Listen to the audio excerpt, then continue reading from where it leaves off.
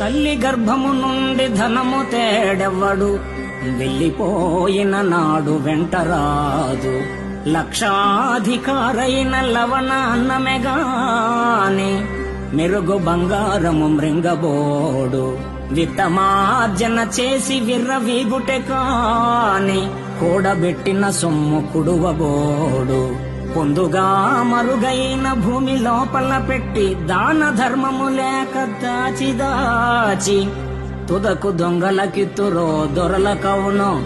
తేనె జుంటి గలియవా తెరువరులకు, భూషణ వికాస శ్రీధర్మపుర నివాస.